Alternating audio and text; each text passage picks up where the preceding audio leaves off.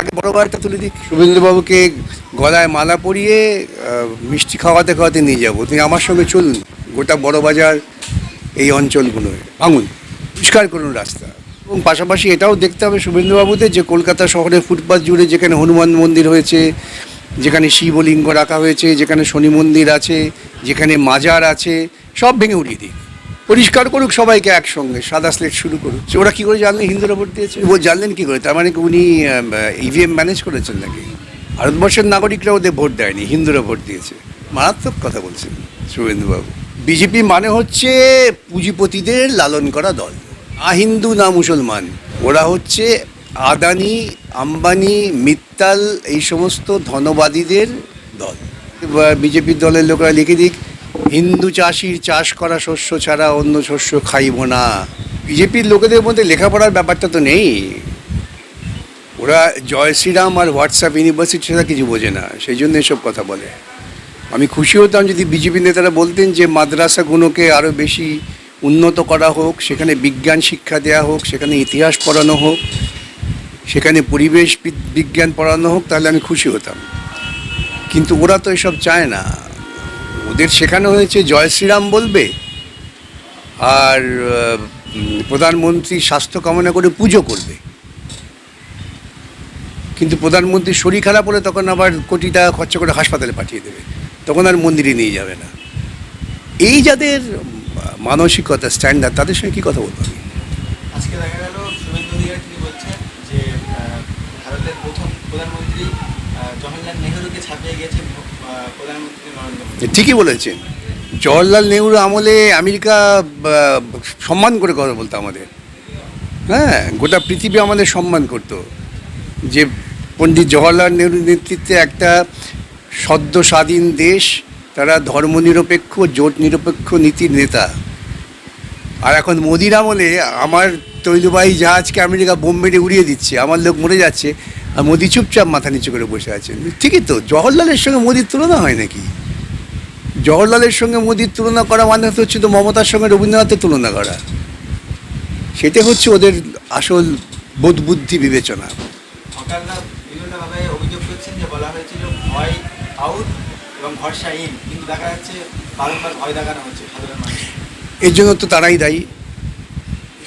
তখন ওদের দিদি মমতা বুঝিয়েছিলেন আমাকে ভোট দাও, মুসলিম হিসেবে বাঁচাবো, এবং সেটা করে তিনি বিজেপিকে বলেছে হিন্দু হিসেবে বাঁচাবো। মানুষ হিসেবে বাঁচাবো তো বামপন্থী সাথে কেউ বলেনি।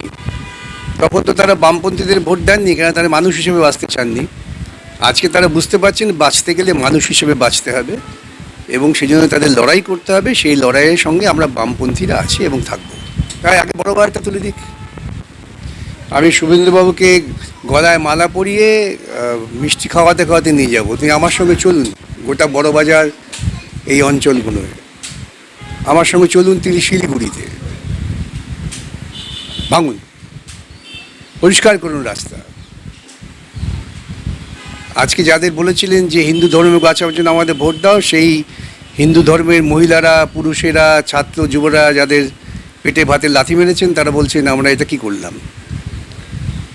করুন না, করুন। এবং উনি যদি জানতে চান কোথায় কোথায় উচ্ছেদ করতে হবে, আমি নিয়ে যাব।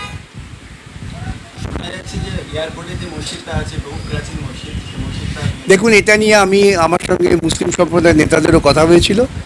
তারা, আমার যতটুকু আমি বুঝেছি, তারা ওখান থেকে এটা সরিয়ে দিতে চান, অসুবিধে নেই, বৃহত্তর জনস্বার্থ। তাতে এদিকে এত হইচই করার কী আছে? কিন্তু হইচই করার কিছু নেই। এবং পাশাপাশি এটাও দেখতে হবে শুভেন্দুবাবুদের যে কলকাতা শহরের ফুটপাথ জুড়ে যেখানে হনুমান মন্দির হয়েছে, যেখানে শিবলিঙ্গ রাখা হয়েছে, যেখানে শনি মন্দির আছে, যেখানে মাজার আছে, সব ভেঙে উড়িয়ে দিক, পরিষ্কার করুক সবাইকে একসঙ্গে, সাদা স্লেট শুরু করুক, দেখা যাক।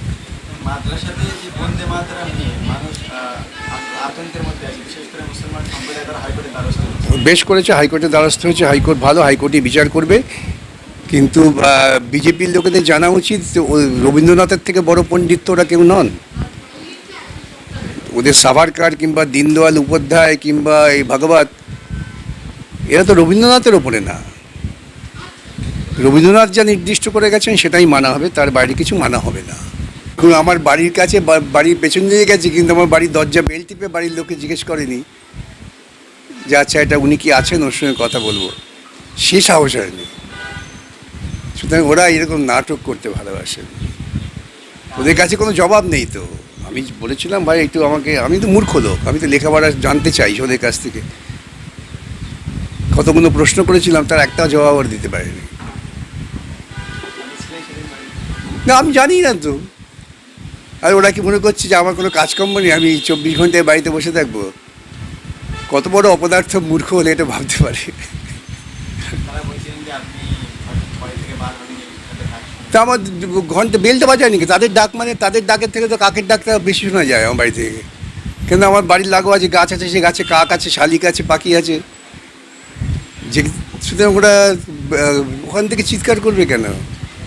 এমন চিৎকার করলে পাড়ার একটা লোক বেরোলো না। আরে আমাকে ডাকছে শুনলে পাড়ার লোকেরা বেরোয়, বেরিয়ে বলে ডাকছেন কেন, ওইখানে বেরোতেছে কোথায়?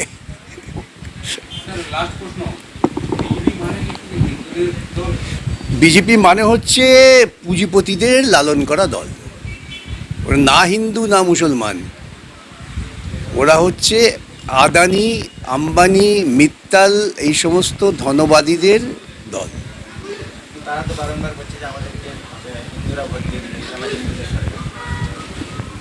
ওরা কী করে জানলেন হিন্দুরা ভোট দিয়েছে? না উনি জানলেন কী করে? তার মানে কি উনি ইভিএম ম্যানেজ করেছেন নাকি? ভারতবর্ষের নাগরিকরা ওদের ভোট দেয়নি, হিন্দুরা ভোট দিয়েছে। কিন্তু মারাত্মক কথা বলছেন শুভেন্দুবাবু। তাহলে উনি ভারতবর্ষের নাগরিক নন, উনি হিন্দু। তাহলে তো উনি মুখ্যমন্ত্রী হতে পারেন না। কিন্তু ভারতবর্ষের নাগরিক ছাড়া তো মুখ্যমন্ত্রী হওয়া যায় না, শুধু হিন্দু হলে তো মুখ্যমন্ত্রী হতে পারবে না। আসলে দেখুন, মানুষকে আমরা বহুবার বোঝাবার চেষ্টা করছি, মানুষ আমাদের কথা শোনেননি। ওই টেলিভিশন, খবরের কাগজ, পয়সা দিয়ে পাড়ার চায়ের দোকানে লোক ফিট করে দেওয়া হতো, তাদের গুজগুজানি শুনেছেন। মানুষকে ঐক্যবদ্ধভাবে বামপন্থীদের নেতৃত্বে লড়াই করতে হবে, অধিকারটা লড়াই করে প্রতিষ্ঠিত করতে হয়।